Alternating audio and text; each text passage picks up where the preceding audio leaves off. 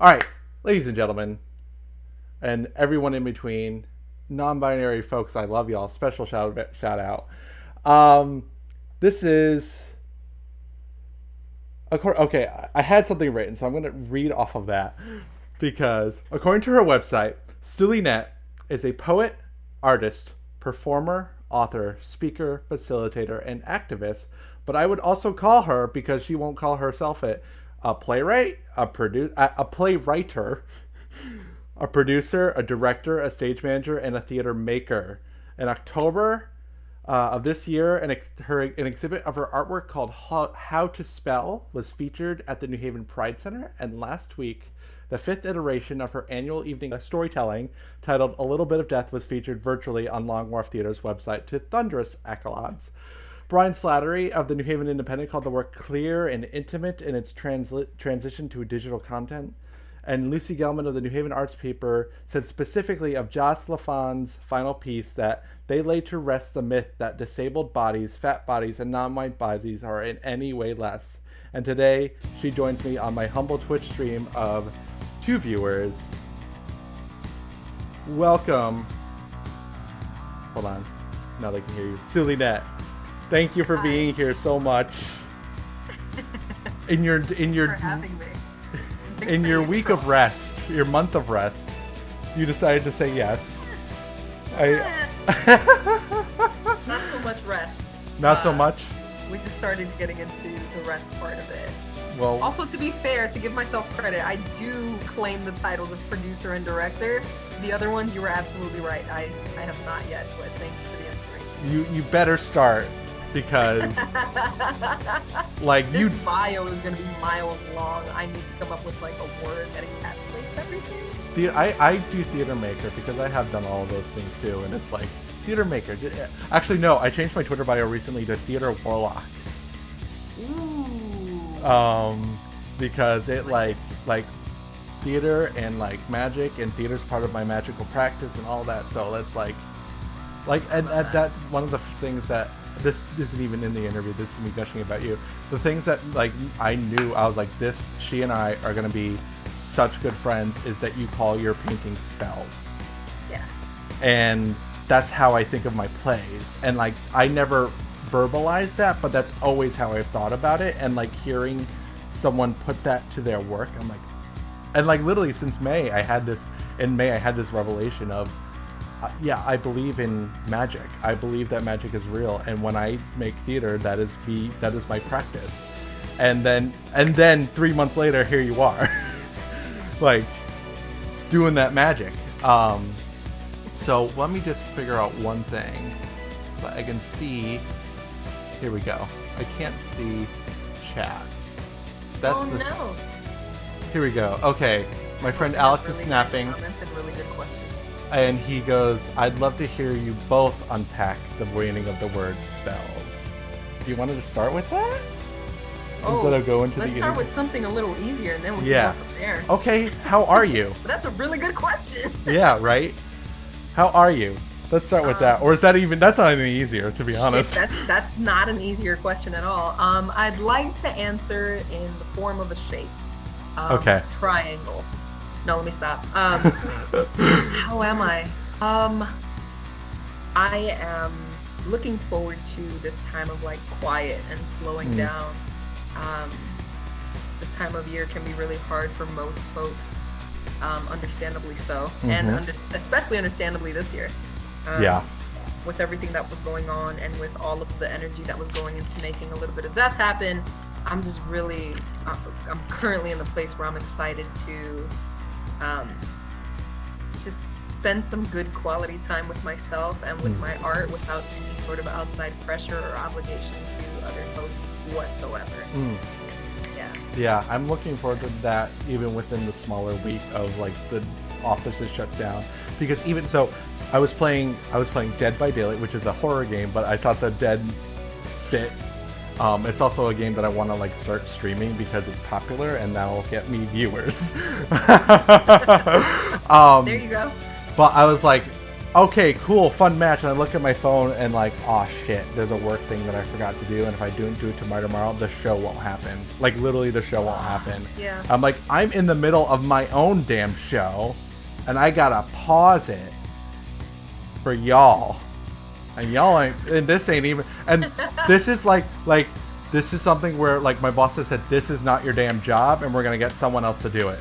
But we don't have that other person to do it yet. So it's still my damn job. So that's, I hear you. But one thing that I have admired you from the beginning, and like, that's where I think, yes, there's the connection of our aesthetic, but there's also this connection of no bullshit when it comes to this field we're in of creativity, of like of not fucking around with like getting paid, getting recognized, getting like, we put in the work, our egos are in this, and y'all better recognize that that is the case. And like, I didn't, and I've mentioned this to you, I have not stuck up for myself in that way before much. I've always been the like happy-go-lucky, yeah, sure, I'll exposure. I've been that kind of guy, and even like in our recent experiences with the playwriters, I've always been that kind of guy. But you're like, hold on, you want us to make content? Are y'all gonna pay us? Like that kind of thing. Like that was like, oh, I need to start doing that. So my question then is, with all of that, with that built up of like, y'all are gonna respect me, what is that process like of like, there's one of like, I'm doing this work, come see my work, to, all right, y'all, take a step back, I'm resting, I'm off limits. What is that? How do you build up that courage to say that? Is really my question. It took like 4 years. I know. I've been it's hard to slim it down to like one title. I've been an entrepreneur. Yes, you have been. Holy. For 4 years and some change now, and I never intentionally gave myself this amount of rest. I think when the work is getting bigger for me, I think my rest also needs to get bigger. And so for the first time in the last 4 years, for the first time I had the time, I had the money, I had the resources, the privilege essentially to be able to take a month off. I don't want to grind till I die. I was very much at the beginning of this, one of those people that was like hustle all day, every day, 24/7, sleepless for the week. All of that was me at the beginning of it. And through listening to other people and through, feeling my own feelings of like burnout and stress and doing something that I love and still being exhausted, I was like, this can't be it. So because I was finally in a place this year to give myself that time, I did. And also I know that it's funny because I was actually recording a podcast episode about this before this. So good. So plug that podcast. What's the name of that podcast? Tell us. The podcast is called The Creative Alchemist. So on what platforms? All major streaming platforms. There we go. Cool. Chill. Get that exposure. Get exposure. The good kind. Dropping in 2021. But also, it's seeing rest as revolutionary. It's seeing rest as resistance, as a tool of liberation. We are talking about making it to the other side of oppression and getting through to the other side. Like, I want to be prepared for that. I don't want to be exhausted when I get to the other side of whatever it is that this is. I want to be at my best when I'm being of service to people, when I'm being of service to my community. And one of the best ways to do that is to rest. Is to be in touch with my art, is to have my solitude, is to disconnect so that I can reconnect with myself. So so this month It was a trial run. Obviously, the first couple weeks didn't work because I was still doing work for a little bit of that. And also here you are. But I don't really this see is this as work. but, like this isn't like labor to me in the same way that there's like a contractual obligation to an institution or something like that, or like a painting due to a client or anything. Yeah. So yeah, that's how we got there, and it's just like me experimenting with it for the first time. And I definitely like already know my the way that I'm gonna change it in the future and better it in the future, my time for rest. And sending that email out, say that auto reply that's like, yo, I'm resting. Oh, I saw that. I was like, yes, bitch. Today when I sent you the questions. This is not a question I sent you, but I think it'll be very helpful for those in the chat to hear. What does being kind to yourself look like to you? Being kind to myself looks like, for me, it looks like creating. It looks like allowing myself to be a creative and not stifling that. Being kind to myself means listening to my body, which means when I'm hungry, it means I'm hungry. When I'm sleepy, it means I'm sleepy. When I'm awake, it means I'm awake. When I want to move, it means I want to move. Beautiful. Being kind to myself also means, I think, giving myself a lot of grace, a lot of forgiveness, and space for myself. There was something someone posted on Twitter that was along the lines of, when was the last time you expressed love to yourself in your love language? And I was like, because we only talk about that in terms of with other people, but we don't talk about the love language in terms of ourselves. So I would include that as well. Yeah. For me, it's quality time. And so being kind to myself means giving myself quality time. Yeah. I asked that because I have conversations with a lot of people, not calling anyone out in the chat, of like, I like want to shake them and be like, be nice to yourself. Stop beating yourself up over these things. We are in a capitalist society, and it is designed to make you feel guilty. Yeah, in all sorts of ways. I constantly tell my friends, don't talk to my friend like that. Whenever they are talking badly about themselves or talking or whatever, demeaning themselves in whatever way it is. Yeah. That they've been conditioned to. It's like if somebody were talking about me like that, you'd be so upset. Yeah. And hopefully you would snuff them on my behalf. So why are you talking about yourself like that? Yeah. Yeah. Beautiful. Okay. So, time for some gushing. More gushing. You saw it. You might have seen it but my highlights are from A Little Bit of Death this year. Deanna's singing voice. And if I say any names wrong, please correct me. And more so, like, the singing voice, like, pulled me right in. But then her death to I call it death to oppression speech. Like, that, I think, blew my mind the most because... and I totally realized I totally got Masum is here. I did not forget. She's listed. I just owning that Masum went first. But like, I never thought of calling for death for things that, like, for oppression of things that I dislike, and death to hetero and homonormativity, because we don't talk about that in the queer sphere.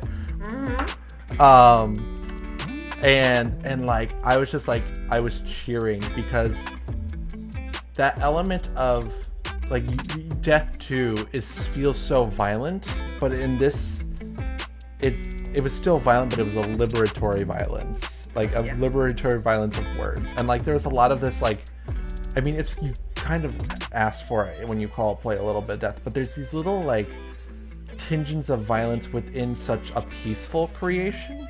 Yeah. That I'm like, ooh, I felt that stuck me. It was like a pinprick. Like, are you awake? Are you paying attention? Are you listening? are you listening not just to the show? Oh, and it did speak. So Alex said, didn't it also speak directly to rebirth as well in several pieces? It did. I mean, and that's really what we'll get into the origins, but like death is not just about like hard death. But if you look at like, I'm learning about, for myself, learning about tarot, learning about astrology, and all those things, the death tarot card is not a means that someone's going to die. It means you are going to go into a transition and think you're going to come out of it brand new. Which I so appreciated. And so I just want to honor Deanna's and her singing voice and her death to oppression. Masa made me want to buy plants. I am looking up I'm looking for plants to take care of that like won't die on me in my tiny. You see what the extent of what my room is.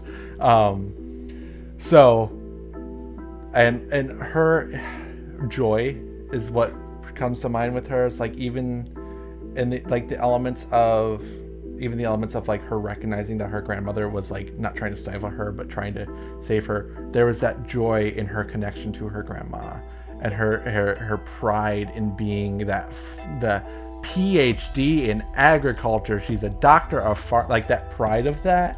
Yeah. Is and it's so many and I know so many people, and I'm thinking of a lot of white people who are so indoctrinated, specifically white people who are so indoctrinated into the capitalist, you are going to be a billionaire myth of like, they would be so, they're like so ashamed of the rural, that agriculture of coming from working. Yeah. Like if you like, I'm from Seymour and right next door is Oxford and it is, Trump country and everything. You would think you just went through a wormhole to the deep south. Those kids are not proud of where they come from, and part of it is, yes, they are more awake than their parents are. Not woke, but they're waking up. But they're like ashamed of the working the land that they kind of came from, and it's like I didn't even learn to appreciate that until like that idea of working the land until I became a lot older. And then you get into add in the black woman and all of that, and like that she is an expert. She is the like most expert you can in working the land and growing things and bringing things to life. You're an expert in life, like literal life. That was just like Ebony spoke to my I felt validated in my fitness obsession with her conversations about yoga, of like, okay, it's not yes, there is a little dysmorphia involved and there's some negativity in there, but there's also positivity in being in your body and being in your body to make space inside your brain. Yeah. This is me talking at you. I know you, and feel free to like respond if you want.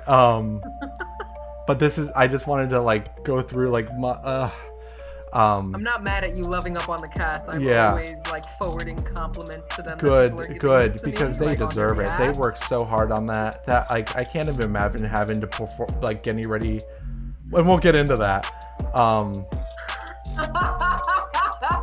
We don't have to get into that. We don't have to. Andrews, sometimes I don't want to love myself. Sometimes I want to feel I have this written down in my photos. Like I screenshotted it. I want to feel my bones stick out of me or something like that. And it was just like, oh, stop getting inside my brain like that. Angles, yeah. At weird angles. Oh. At disgusting angles. At disgusting angles. That's what it was. Oh. Yeah. And then it's jazz, right? Jazz. Like the music. Like the music, cool. Like the genre. They're everything. Everything about that. Like the second they came out, I was like, I had to pause it. I was like, what is this outfit? Oh my god. I mean, I'm low key. I don't advertise this, but I am low key a fan of steampunk aesthetics. And like when she came out like that, I was like, I was not expecting steampunk. I'm sorry. When they came out, I was not expecting steampunk, and there it was, and then they just killed it with that performance. And I love, speaking of that juxtaposition. I am that bad bitch and I am that handsome bastard, and I am both of those things, and fuck you if you disagree. Like, that was just like, that was everything. That's my best friend. They're so cool. Oh, I'm so proud of them. that was so good. Yeah, That's it was really beautiful that they were there too, because they were actually there at the very first A Little Bit of Death. That's really. And so I invited them in to be part of this one because I knew it was going to be a much larger production. Yeah. And it was like coming full circle with my best friend who was there from the get-go. That's amazing. Yeah. That would be me and Alex, because he was in that first play that I did. He doesn't want me to talk about that. Very, very dark times for both of us. Not dark times. There was positive, but we were both in dark places. And sometimes you got to accept that. Anything you want to like? Is there any backpatting you want to do? You're allowed to. Backpatting? Like patting yourself on the back for how the show went. Like, man, I'm just trying to like actually like lay down versus pat myself on the back. No, I know. Yes, true, valid. I think I'm gonna get there eventually, but because it just dropped last week. Yeah. Finally. Yeah. After all that, yeah. Giving myself the time to process it at all, especially because people are still like the comments and the love and the feedback is still coming in. Yeah. Not that there's anything wrong with that, but I'm like, I'm gonna eventually. I'm actually gonna be going away for like a few days by myself. Good. Tomorrow. And I'm gonna take that time to probably process, and then maybe in the midst of that. Okay, so I'll ask this: is there you've told everybody love up on the artist? Is there any loving up on the artist you want to do? Oh my god. I will say I've loved up on them plenty in the group text. There we go. And in person. There we go. Everybody that is on the stage is my friend. Yeah. Everybody that is on the stage is somebody that I've known personally for years. Yeah. I very much believe in working with your friends. Yeah. Oh, for sure. And bringing your community with you when you have opportunities. When you get put on, you put your people on. Yeah. And so, I'm gonna if write they that don't down. know that I love them, I'd be shocked. Oh, I know. More so, I'm trying, because you saw me. I was shouting. I wanted everybody to see this because I was so excited, and that's why I just like, the show's over and it is past. Oh, Zulynette, can you hear me? Yeah. Oh, you froze for a second. Oh no. That's okay. We're here. We're alive. We made it. We're doing it live. I was trying to shout it out to the rooftop, so like any more chance I can get to, like, even though it's gone, to like make people feel bad about not seeing it, I want to do that.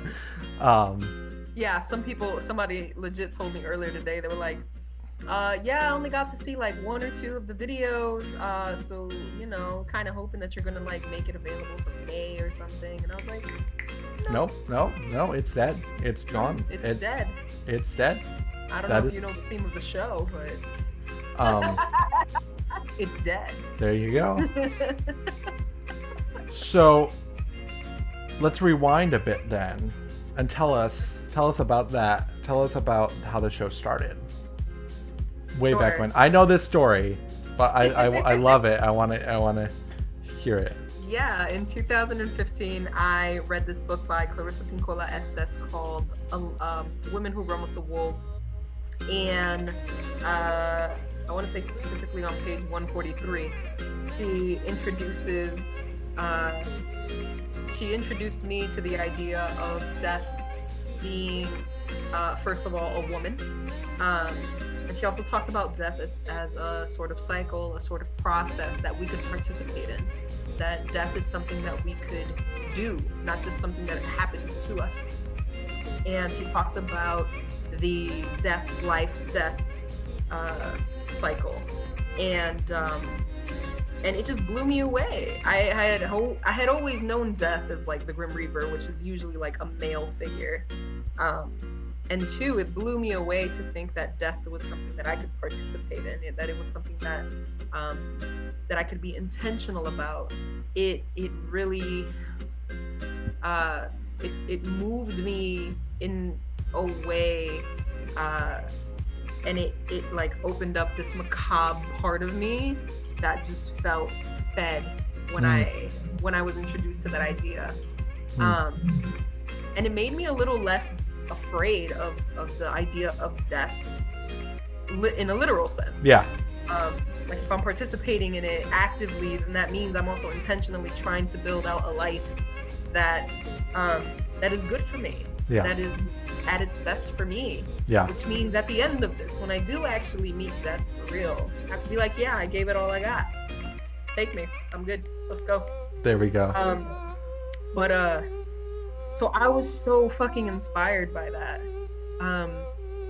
That I, for the first time, I felt moved to also, by this time I had been performing poetry for like 5 years, but I had never performed out loud about my own suicidal ideation. And so I was really moved to do that for the first time. And I was like, what if we made a show about like death, about death like this, about death like as a metaphor, about death as a transformational tool, about death being like a process for us to change, to make it to the other side, to let go of the things that we don't need to anymore, like hold on to anymore. Yeah. So I rented out this little rinky-dink community center in New Britain that was not very well taken care of. Been there. They let me have it for free because they were just like, we don't fucking care, nobody uses it anyway. Done that. Yep. And I invited Jazz and another friend of mine and a couple other friends to like vend their stuff. Somebody like make jewelry, for example. And I was like, I'm gonna perform poetry and I'm gonna decorate the walls with my art, all of which was like death themed. Yeah. There was lots of butterflies and lots of skulls. And yeah, it was the first time, again, it was the first time that I spoke out loud about suicidal ideation, and it was terrifying. And I,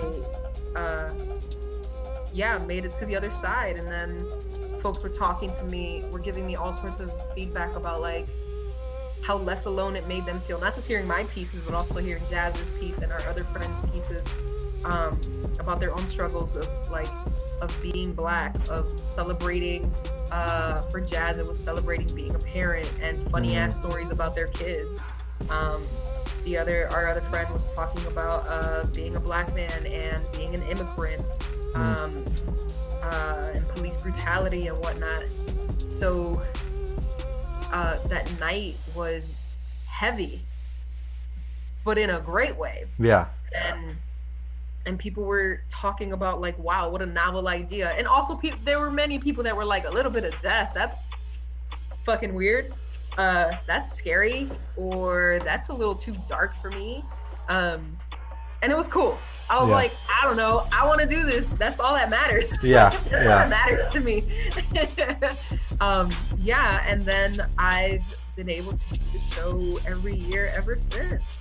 And I always intentionally do it in November, because it's just a very transitional time. If you're into astrology, then like it's Scorpio season, and Scorpio is about like the underworld and deeper emotions and whatnot. It's just learning about it. Yep. We're going into like winter time where Yes, things are actually dying all around us, and it's like hermit mode. It's time to go into hermit mode. So why not go in with like that intention of what it is that you want to let go of, so you can make room for the things that you want to grow, for the things that you want to plant for the following year, for the following spring. Which makes Masems this year even more appropriate. Yeah, totally. Absolutely. So that's how it began. How has the show evolved, would you say, in the past 5 years? How has it gone from the Dinky Theater in New Britain? Like, what has there been changes to the structure? Has there been like bright new ideas that came up like 2 years ago, 3 years ago, that like that's gonna be part of the show forever now? I mean, I think the fact that we've done it in theaters, like it leapt from the first year being at the community center to the following year it was at a theater already. Like, I think we're gonna keep going on that theme of doing it in theater spaces. It's evolved also in the sense that I think I'm more like intuitive with it. The first time around, my friends performed by like default because they were my closest friends. So it was like, it's gonna be y'all. Yeah. And then the year after that, I had done it in such a way where somebody had gifted me with like a whole bunch of little skull piggy banks. Just coincidentally, they didn't know anything about A Little Bit of Death, but I was like, give me. And then whoever bought one, I actually invited them to be a speaker at A Little Bit of Death. And some folks said yes, and some folks didn't, because stage fright is a real thing. Oh yeah. And but then the year after that, for like the third year, it changed to like, I'd be in conversation with people and they would be talking to me about some like trial that they just went through, some challenging thing, something that is joyous for them because they just, I don't know, like transitioned through something. And then there's just something that like pops out of me and it's like, hey, do you want to speak at A Little Bit of Death? And I just kind of lean into that. Like if it pops out of me, I just let it be what it is. And it's always worked out that way. And since then it's worked out that way. So it's also changed like that. And with this year working in collaboration with the theater and partnering with the theater, versus previous years where I would have to rent out the theater and come out of pocket for it. Having funding to do this is fantastic. I'd highly recommend. 10 out of 10. Yeah, do the thing. Yeah. Yeah. So it's changed a lot. But we've always kept I've always kept the theme of whatever story it is that you're sharing, let it be your story. Yeah. And let it be shared in a way that makes the most sense for you. Yeah. So it's like, and nobody's gonna see it because none of it was recorded, but in previous years, people did like stand-up social work. Somebody did like improv beatboxing. Folks have done poetry, ritual, dancing, like all sorts of things. And I love it because like I'm gonna remember all of it. Yeah. I mean, that's the other thing too, that like, and part of why I'm like, I've had people say, oh, you like horror, so movies, right? I'm like, no, because they don't respect the writer in movies. It's the director's vision, not the writer's vision, which is different in theater. But B, it's that idea, like, yeah, you can watch a movie once and then, especially a scary movie, but then you know the jump scares are happening. You know that it's coming. With live theater, horror or not, those moments are there and they are gone.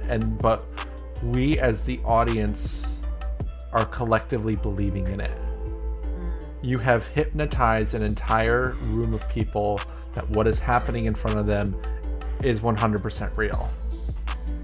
And that's a lot of what magic is. It's just like, it doesn't matter whether or not one person believes it or not. It's what matters is the effect.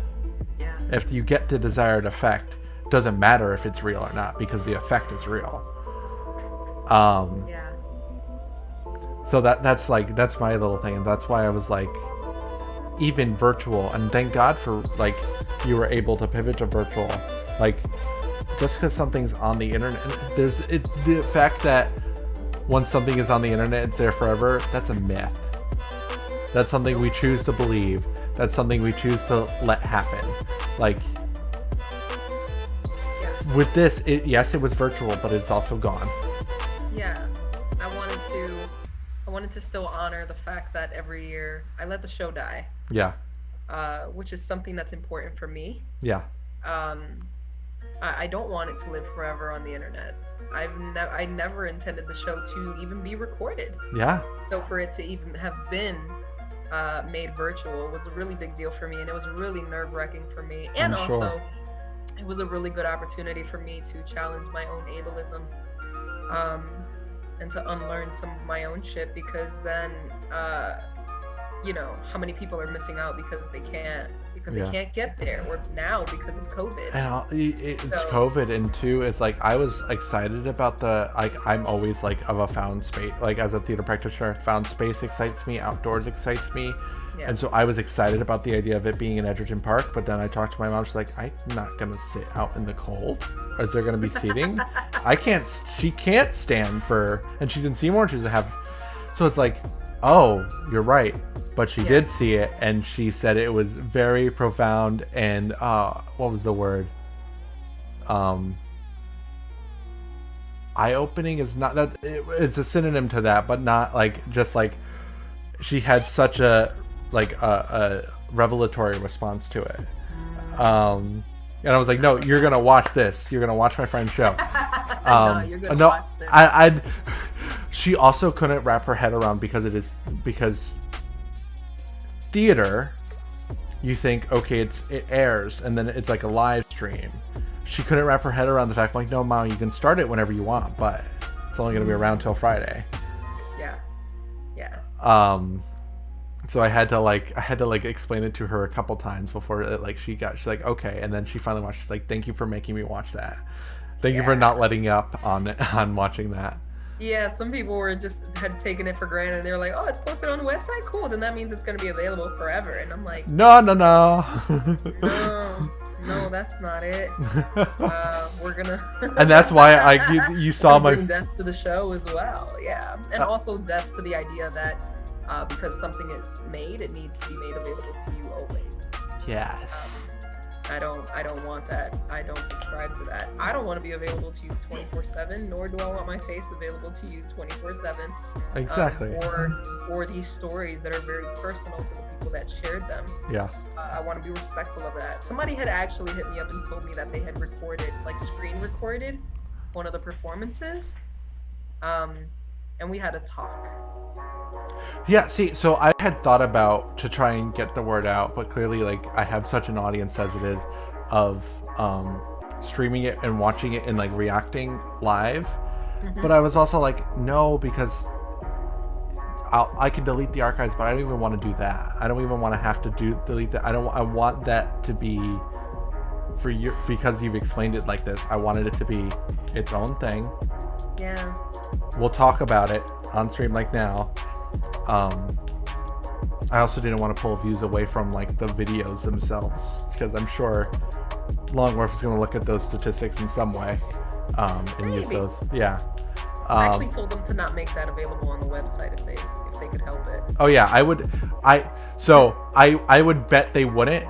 But as someone who's on the other side of this for a lot of this stuff at the festival, I'm like, oh, they're looking at those analytics for sure. Oh, yeah, no doubt. There's no doubt, yeah. Yeah. For them, that's cool. I just didn't want the audience to see, this many, that any video got more views than the other or anything. No. Everybody's story is equally important. I agree, yeah.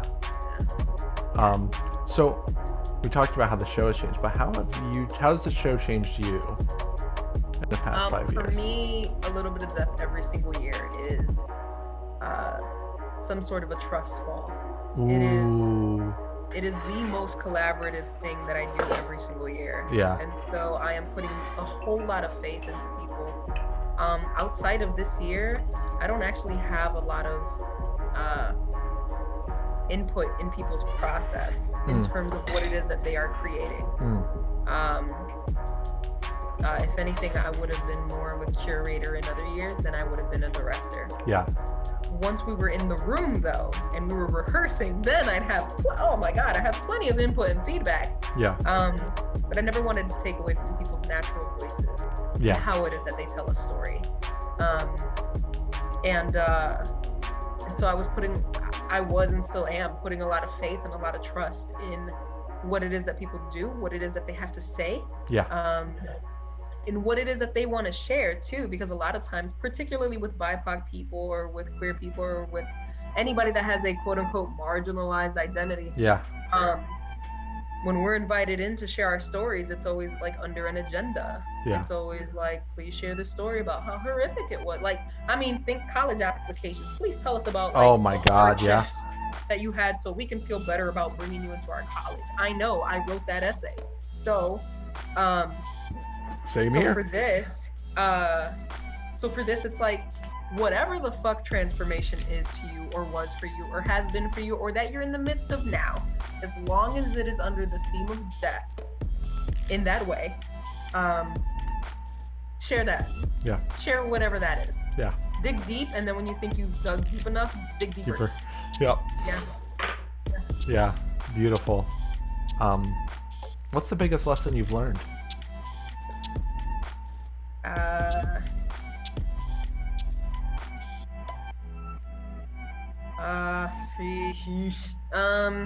Biggest lesson that I've learned.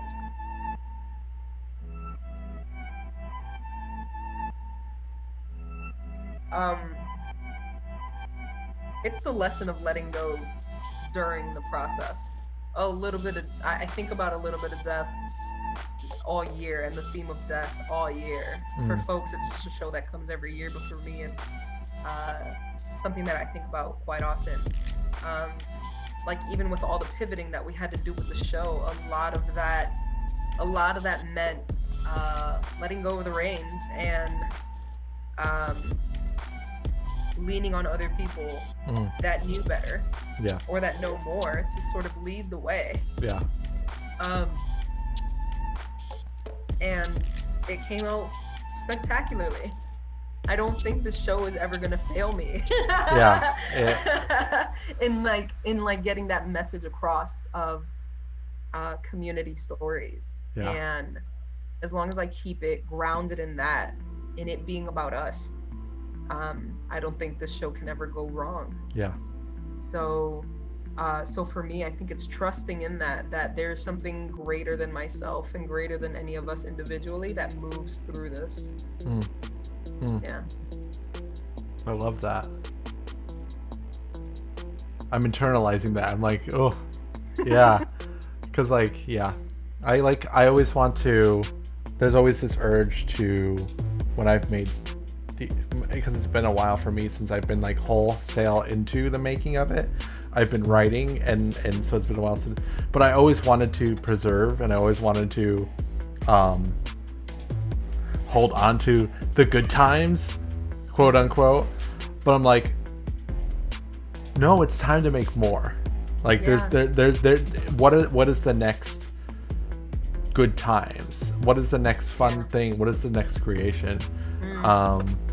Yeah, I think something that I also took away from all this, particularly this year with working with an organization that just wasn't familiar with a little bit of death, is there's just some shit that I can't explain about it, and that's okay. Yes. Yes, it is. Yes, it is about stories. Yes, it is about real life. Yes, there is an arc in terms of how it is that I order the performers and whatnot. Like there's all those aspects to it, those theatrical aspects to it, and also there really are elements of spirituality and magic that are woven into all of it that I just can't explain to you, because that was never the intention of the show. And I gotta trust that. You reading from the book is like that is you literally casting a spell on the like this is the I'm bad at remembering exact quotes. That's why I love in our playwriters group when folks write it down in the chat, but like things like if you've ever lived, if you've ever lived, you have a story to tell. That's what I was thinking of like, and boom, that now they're thinking about, okay, what is my story? Like you have cast, just by saying that, you have cast a spell on the audience. Like literally you've made them think about something.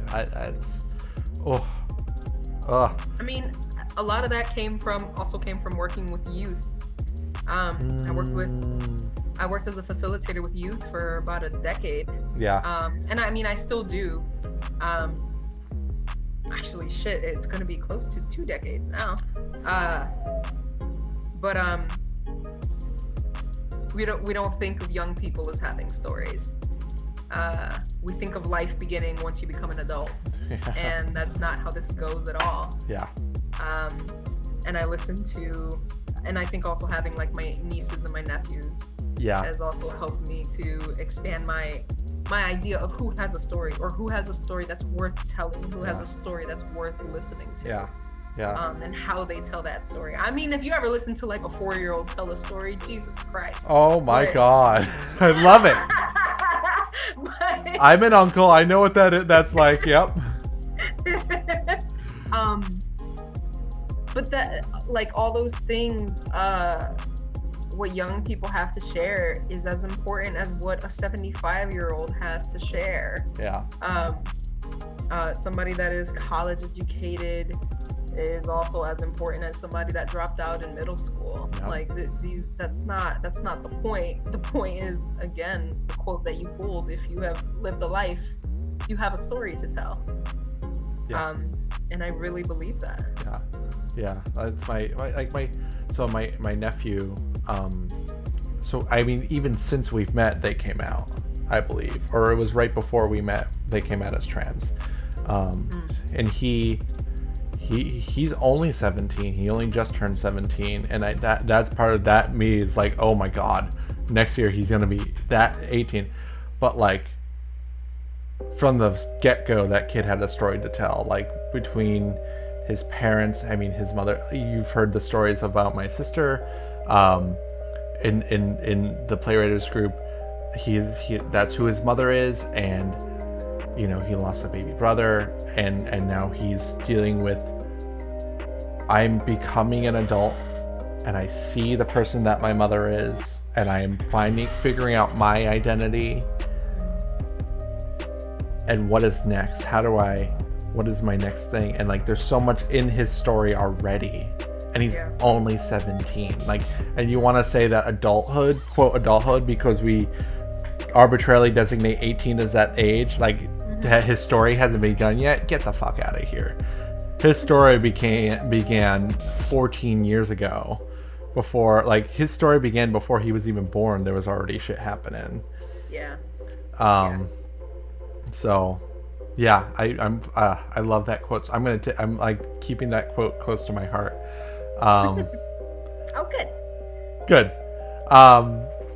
So, okay. So here's, I mean, not fun part for me. This is fun for other people, maybe not. But talk to me about sort of the less creative aspects of a little bit of death. And because one thing that I want to know, because I'm trying to figure it out for myself, how does an independent artist put together a whole damn show? Not just once, but 4 years in a row before they get an organization backing them.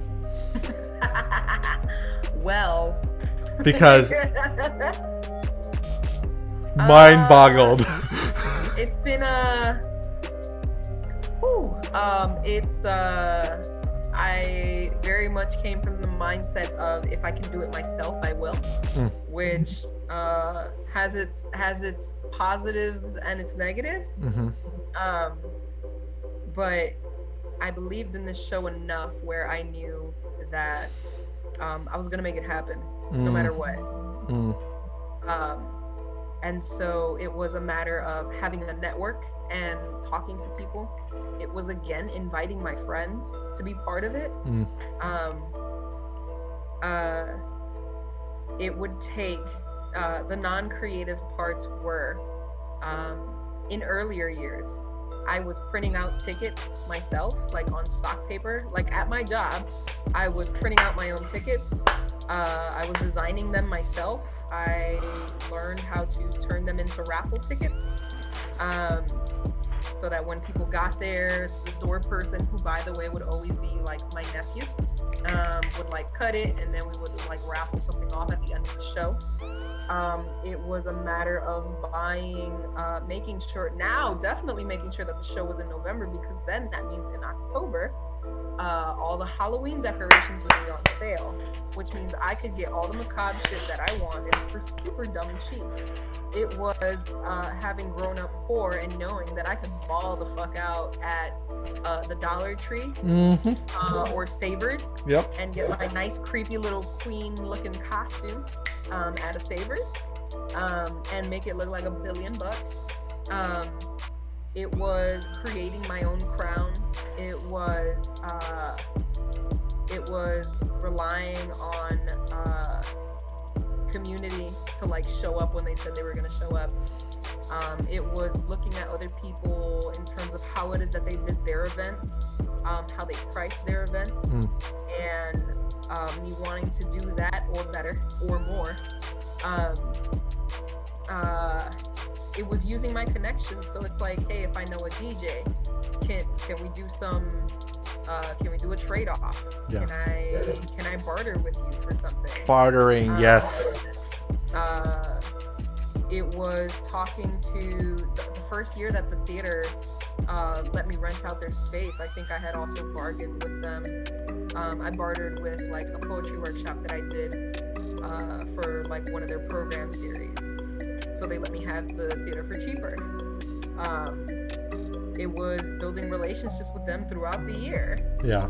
Not just having like one-off relationships and then not fucking with people. It was like, no, I'm actually invested in what you're doing, and then vice versa. Like, hopefully you're also invested in what it is that I'm doing. It was. I remember the second year, I literally drove around in my car with tickets, like hand delivering them to people. Wow. Just to also like make sure that they knew my face, that they knew me, that they knew that I gave a fuck about this show. It wasn't just about them buying a ticket. It's also like, I really want you to show up. It was setting things with my performers to like go over whatever it is that they needed help with. If they needed help, if they wanted me to edit something for them, print something for them, practice with them. Like whatever it was gonna get done. Yeah. And it was like learning slowly but surely over the years how to ask for help. So it's like, hey, could y'all come in like a little earlier and help me like put up these balloons? I know y'all cater big old events. How much would it be to like cater like a little teeny tiny bit, or like make little baby snacks for people? And I'm still like honoring what you do, but also like I can't afford like your actual thing, but like, can we barter something? And that's how Masam got involved in the first place, right? Didn't she do that? So Masam was actually, so what's funny is the people that Masam is caters with, they all met at a little bit of death a couple years ago. And that's amazing. Yeah, then from there they actually started their catering company. Oh my god. And Masam swore that all she was gonna do was just cater at the events. So Wasomi is the group that I invite to cater. I think they've catered the last 2 or 3. So she swore that that's what she was gonna do only. And I was like, I think one day you're gonna be a storyteller. And she was like, never. And I was like, just give me time. And what blows my mind about that is like she's such a natural performer too. Like you would never have guessed like that this was like she's like ever said no to that, because she was such a light on the stage. Yeah. You thought it was gonna be all doom and gloom? Nah. Yeah. Like, right? But the range, right? Because she walked in with that, stating that. Yeah. And then there was that moment with Aaron. Yeah. Yeah. Yeah. You're always doing something wrong to them. Yeah. Oh. Mm-hmm. Yeah, no. Oof. I like legit, like I had to pause several times because I was just like, I need to capture that thought because it's so good, and also like I was getting overwhelmed with like the shivers of like, ooh, I feel this. Oh, but yeah, all of that was to say, that's the non-pretty artistic creative part of how I made Elizabeth of Death happen. Yeah. No, that felt that there. that filled me in. And it's like, is it weird that like some of that I'm like not envious, but like, ooh, I would love to, like that idea of hand delivering tickets. I low-key like, oh, like, ooh, I want to do that. I like feeling nostalgic for it. Because I mean, I've been there, done that, but not since college. I miss that. I miss homegrown theater. I miss, and this is one of the things where I'm like, I wanted to see it more happen in New Haven. Not that, and in Connecticut. And that's why like, I was like, I need to get the download on this. Because in Philly, homegrown theater happens every year. We have a whole Fringe festival. We also have the Solo Festival, which is people doing solo shows in their homes. And then you go to all of them. And that was the culture that I was educated in. That was the theatrical culture I was educated in. And I was just like, hey, I want to have a reading. You grab a couple people and you go into a classroom and you just do a reading. Yeah. Now it's like, who do I know? What's your work schedule like? Yeah. Which you know, because real life is a thing. But like here, it's like, I don't want to throw anybody in the bus, but I was having a work conversation where I was like, someone had brought up the idea of doing like privately had been doing like a mini like Fringe festival, like of readings and artistic demonstrations, of process demonstrations and links behind the scenes, or like works in progress. And the response was from someone who also did work with like one of the big three in town. By the big three, I mean Long Wharf, Yale Rep, Schubert. I'm not going to designate who, not going to designate which organization it was, but like, oh, but we're not a theater company. I'm like, no, we're a festival. We're talking about a festival. I didn't just say theater. I said theater because I'm a playwright, but we don't have to stop at theater. But the impression that I got was, oh, you're stepping on the toes of other places in town.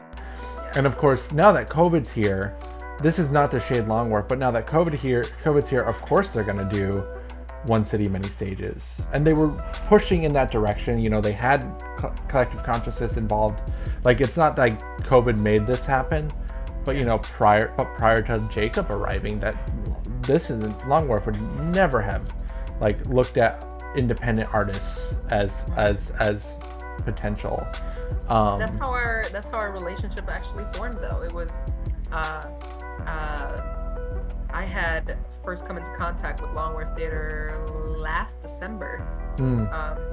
There was an after party for Pride and Prejudice at a restaurant, and I was invited by Nasty Women Connecticut to come perform poetry. Got it. Long Wharf folks saw me, and that turned into a couple of meetings where it was like, we want to start just collaborating with local artists and give them, provide them funding and a platform to do whatever it is that they want to do. And I had an event with them in February. Beautiful. Yeah. Shout out to it being in February, called The Vision, where like I invited, as always, your friends, folks that I knew in the community from Bridgeport, from Haven, from Hartford, to come and perform. And I personally had never. I've been doing this for like 4 years, and I've never experienced an organization that would like reach out and be like, "Here's some money, do what you want." Yeah. Yeah. No, that's why like I'll do a thing.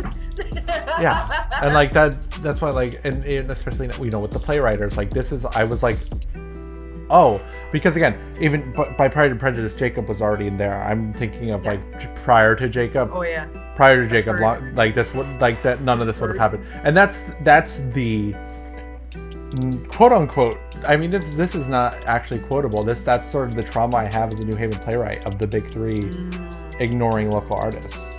Yeah. And Schubert, you really can't blame them because they're a touring house, but still, like Once Upon a Time, big plays premiered there, and why can't? That's a whole nother tangent. But like I have been, whereas in Philly, that was the attitude of course local. Philly's got its issues. Do not get me wrong. Philly's got its issues. True. Okay, so big Philly theaters do, because Philly has their big four, I want to say. But there's also a lot of small, tiny theaters, and everyone and their mother has a theater company.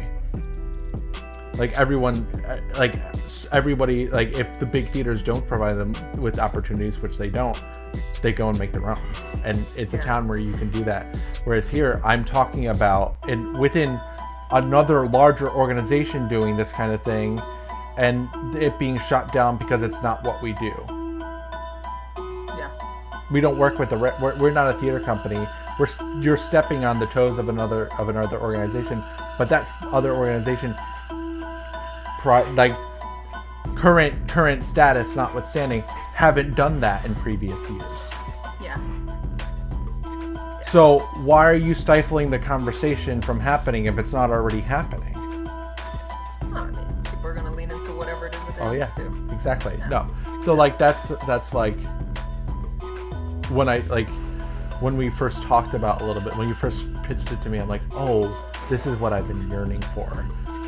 I've been yearning to do this back in Philly, but it's happening here, and it's giving me a reason to stay here. That's part of sort of why I wanted to get that. So speaking of Long Wharf, how is having an organization, how is someone saying, yes, your work is dope, let's make it happen, how has that changed things? It's definitely it's put a pressure on the work to be at a certain level, I think. Is that a good or a bad pressure? Yes. Yes. Felt. Part of it is because, I mean, obviously the theater wants to look good, and so they want the work to look very professional and very well put together, which is all very understandable. And I was very much coming from, like, I want people to do what they want. So there had to be some happy middle ground there. Yeah. But it's mostly been like a really great learning curve for me. Yeah. In terms of what it is that goes into directing at a regional theater level, and really stepping into that role and putting in even more work into loving up into people's pieces. This is the first time ever that I didn't have a set in A Little Bit of Death. I intentionally decided this year to instead be the person that kind of weaves the stories together where it was necessary. Yeah. And so even that was different. To go back to the question about like how things have changed, I really liked doing that this year so that I could really sit in the role of director.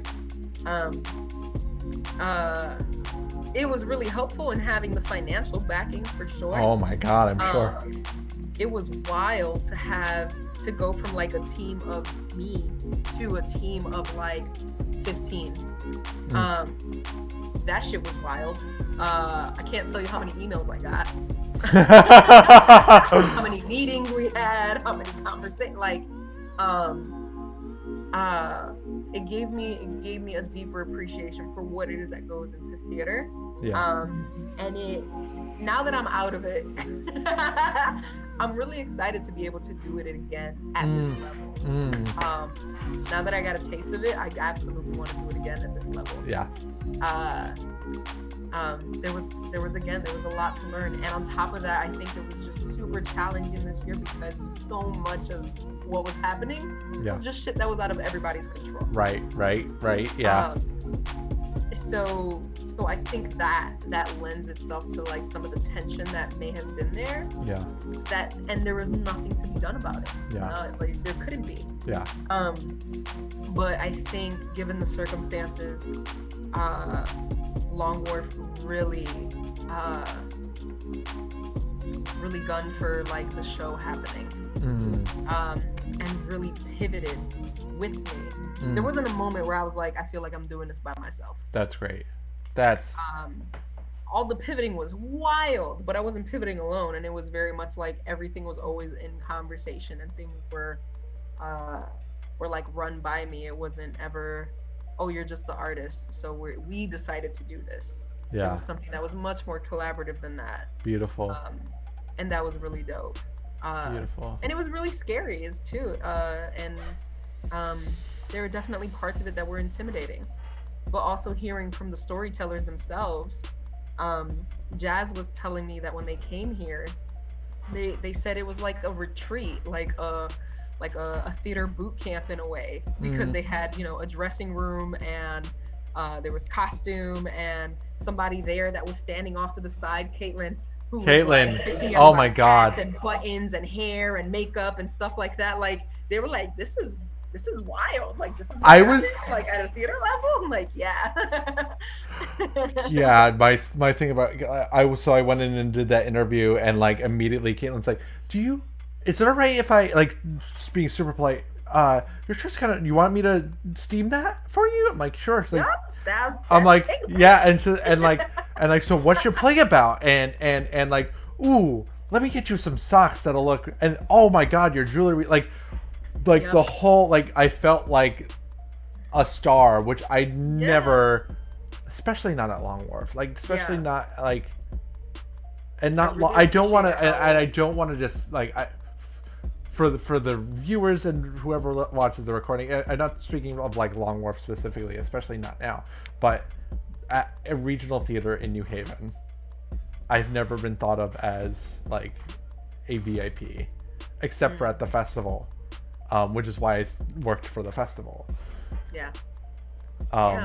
Everybody was really treated well, and especially, well, and there's multiple levels to it, right? Like, these are storytellers, so these are the folks that I'm bringing in. Yeah. These are my friends, so there's also that level to it. And then my friends have different identities, which means I know that they get treated differently based off of those identities. So it is of the utmost importance to me that they get treated like well, better, great, fantastic, as the beautiful geniuses that I know them to be. So to have that happen was really, it just was awesome. Them telling me that they felt good being there, that they felt taken care of being there, that they were connecting with one another, that they were connecting with the staff and having laughs and stuff like that. Felt like they were being communicated with. That's so great. Like, all those things, it really helped to make it feel all the more collaborative, for sure. Beautiful. Yeah, would do it again. 10 out of 10 would recommend. I don't know about that part.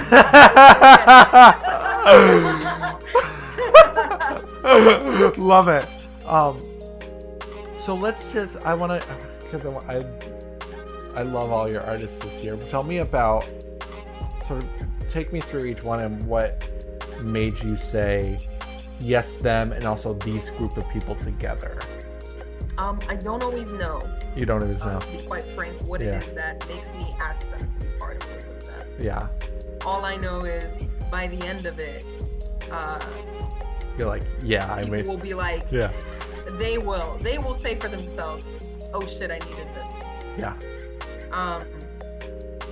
For Diana, it was definitely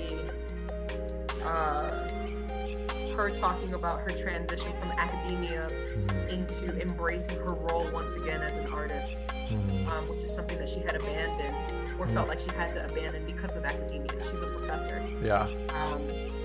And so she felt like she had to pick either or. And for me, when she was talking to me about those stories, I was like, that is important for you to process.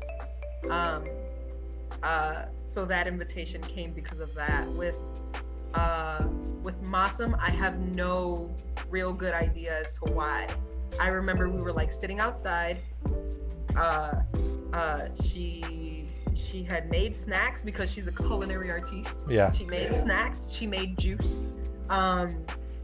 And I just stopped. I just stopped and had a moment, and I was like, do you want to be part of a little bit of death? Because I really feel like you should. And she was like, okay. Um, Ebony was hilarious. Ebony was talking to me about she was talking to me about some family stuff, and I stopped. I just like froze for a second, and she said, "Don't you dare!" And I was like, So she knew already. "You gonna?" So she knew already. She knew what you were gonna ask. She knew, and when she was waiting for it. That means she knew. I asked. She screamed and said no. And then I was like, I'm not sure what's gonna happen if you say no. And then she was like, fine. She was actually the first person that I invited. Mm-hmm. I invited her last December to be part of it. Oh wow. Like I knew she had to be part of it. Yeah. With Andrew. I mean, his story just needs to be told. To be honest, like, Andrew oh my God, what a story! My favorite poets. Period. Yeah. And we actually hadn't spoken much during the springtime. Mm. He was part of the vision back in February, and he was like, "This is dope. This is what I need," because he's kind of a hermit. Yeah. Like you don't really see. He's not out here like he should be. Like he ought to be with those words. I know that feeling. Yeah. And then he told me about his experience with COVID. Like sometime in like maybe May, he reached out and he's like, "Hey, I know I've been kind of quiet, and this is why." And I was like, "Holy shit! I could have lost my friend and not even known." Oh my God.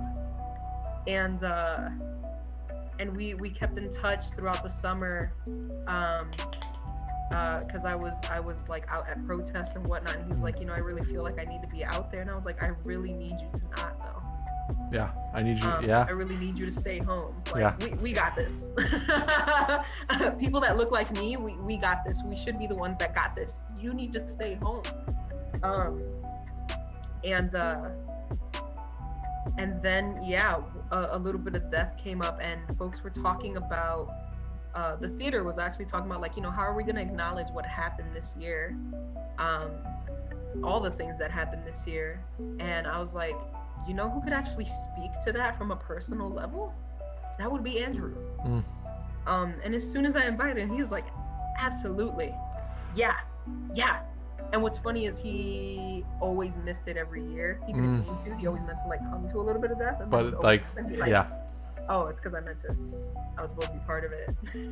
And then, and then with Jazz, it was just a matter of full circle. Kind of coming full circle, with them in particular. Like so much for them changed. In the last 5 years. So I was like really excited for them to process that and to share about that. The husband that they're talking about in their piece, their first date was at the first A Little Bit of Death. Oh my God. Can I ask, and if this is an appropriate question, we'll just move on. Were they out as they in the first show? No, not at the time. No. So they came out since then, and that's another like full circle, and they could. Yeah. Beautiful. There were so many full circles. Beautiful. Yeah. And that's another good reason why the show should end and should die, is because there are folks like they're one of my favorite trans YouTubers transitioned after they had already become famous on YouTube, right. And like was in the midst of that discovery during her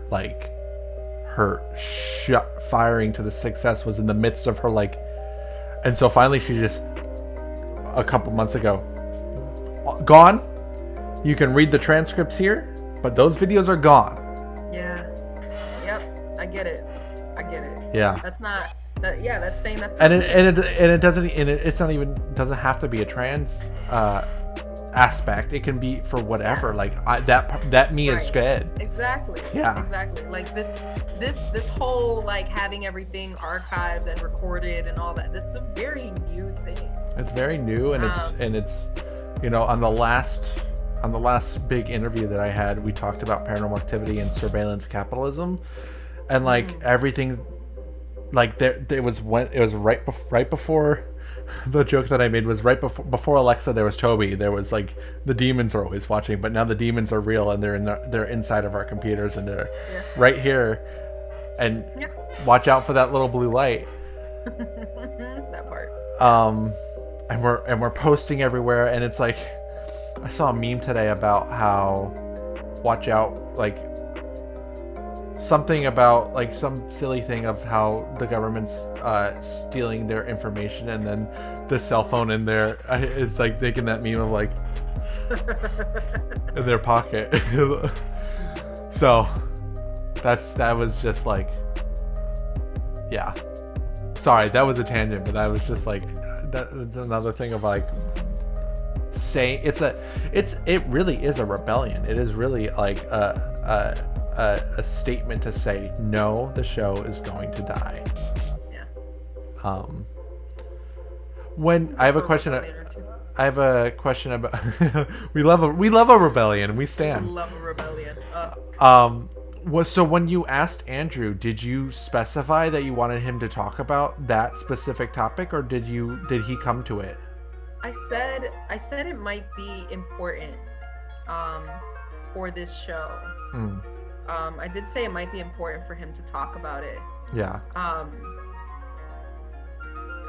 Just because it's such a unique experience. Yeah. In terms of, I personally haven't seen anybody do anything artistic with it. Not that I'm necessarily looking for it either. So there's that. Yeah. But when we were talking about it, when we were talking about his experience with it, he was like, I don't even think I've even like processed that I went through that. Yeah. I was like, you know what might help you process? Hint, hint, hint.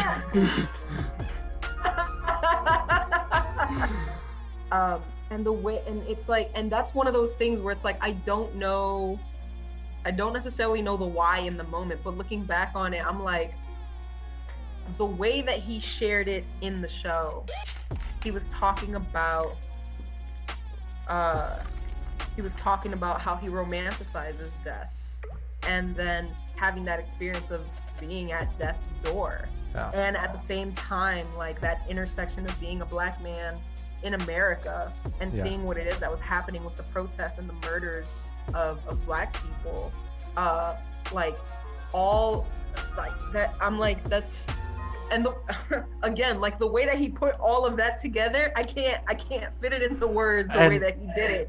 But I'm like, what a way to talk about all of those things at the same time, right? I think for me for that part, and I think it's what loosened me up for when you listed in their last speech, when you listed neurodivergent people within that list of people of, and this is not to say, oh, they get all the attention. No, they get the deserved attention of, or are getting the deserved attention of people of color, queer people. Like, I'm not used to being listed there. I'm used to being listed there in my bisexuality. I'm not used to being listed there in my neurodivergence, and the neurodivergence is the most, I think, marginalized part of me in terms of like it actively marginalizes me in terms of what work I can do, how I relate to people, like that kind of thing. And so, but for me it's that, and I'm also hard of hearing, and even though I'm clearly not Black, I've related to that aspect of like you having to tell him, no, stay home, we got this, because I wanted to be out there too, but between ADHD and hard of hearing, crowds can't do them. Can't do them, and I go to the ones that I can when it's a good day for spoons. I use spoon because I use spoon theory very, very much so, but like, and because I'm white, like there is this element of guilt. There is the white guilt and neurodivergence, I think, cross paths in a really toxic way in a lot of the ways that we talk about social justice in general, and like personal, and like the way we blame people and not the system. And so we put shame on individuals that for for a system that has been built without any of our consent. And as a person who I know that I know the white privilege, I know the facts, right? But and I want to be anti-racist as actively as I can. But it's so easy to like for the ableist voice to come up and say, "Oh, you're making excuses." And then that triggers the white guilt, and then that triggers the ableism, and then that triggers the like. It can be such a it can be like it's they feed into each other very easily. So like even so in that way, I've really related to that bit of it, and like that bit, and then in comes sometimes I don't want to love myself. I'm like, that's what it is. And then later on you go, and the neurodivergent, I'm like, I'm gone. I'm fucking gone. Just stop right there. And then Jazz came in and they healed me. with their performance. That was so, because and you know, first of all, to speak to something you said back a little while back about an arc, fucking arc. Can I just say that? Fucking arc. Like fuck. I mean, you can say it, but I appreciate it. No, a little bit of that. If you need it, yes. But I'm more so of the idea of that you have to have one. And if you think about coming from a theater trained background of like conservatory style theater training, of like there's the inciting incident, and then it raises up, and then you hit the climax, and then everything drops, and like why are we mimicking theater after the male sexual pattern? Like why the fuck why can't we just go in waves? Why can't we just go? When I think of an arc, I think then it's just a differentiation of like the definition, like the defining of it. For me, the arc is like how do I want to move around? How do I want to move the energy around the room? Yeah. Like for this like next 90 minutes, what do I want to end on? How are these things tying into one another? That's fair. Yeah. And how does one piece feed into another piece? Yeah. Like last year, I like intentionally put a young person before the oldest person that was in our storyteller group at the time, and that young person was actually talking about sexual liberation, what it meant for her. Yeah. And then the next person was also talking about sexual liberation and what that meant for them as well. Yeah. So it's like, so something like that, I'm like, that for me is like a natural flow of like intergenerational and like the themes of their stories and having it like if we're already talking about sex, like let's do it. Yeah. Yeah, for me that's structure. When I hear arc, I think of that, like that thing that's been driven into my brain since high school, and so I'm like, fuck that. But despite my feelings of fucking arc, there was that beauty of oh, that's me. Haha, sorry. Okay. That's cool. I was planning on wrapping up at 9:30 anyways. We're good. You're all good. That transition of Andrew into Jazz, of sometimes I don't want to love myself, and then have Jazz just come out there and celebrate themselves so much. Yeah. I mean, Andrew was talking about, he ended it with love being a pair of good shoes. In a shattered glass world, something like that, and that's how we'll get through this. To then Jazz talking about like that embracing of themselves, and also ending it on the note of love, of what it was like to have a partner that says, a partner who is white, say, you're gonna go wherever it is that I go, and to feel that treatment of equality, to see what that feels like. Yeah.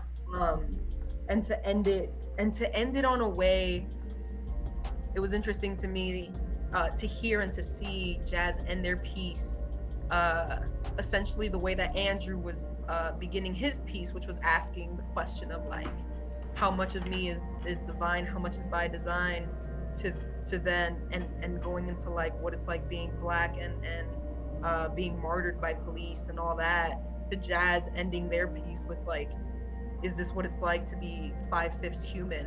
Yeah. I was like, that line is just. Yeah. That every time they said that, I was just like, oh God. Yeah. Yeah. So, thank you, my friend. Thank you for this, but also thank you for a little bit of death. Oh, my pleasure. It was a joy to watch. It was a kick in the pants for me to like get my shit together. As if I mean, my shit's getting together, but since meeting you, I have just, and you may have noticed, I've just been like, oh, this girl is on fire. I want to live up to that, especially because you came to me to like as a collaborator. I want to be worthy of being your collaborator, if that makes sense. Like not that I don't feel unworthy, but I like, you're killing it, my gal. You are just killing it, and please, after we hang up, go rest. Go to sleep. Oh, I will. Oh, go also, to sleep. You should know that in January I'm gonna actually but I am gonna be orchestrating a sort of little online get together with the cast to talk about like life after a little bit of death. So that's coming. Beautiful. I can't wait. I'm there. RSVP. Awesome. Okay. You have a wonderful night. You too. Bye. Bye.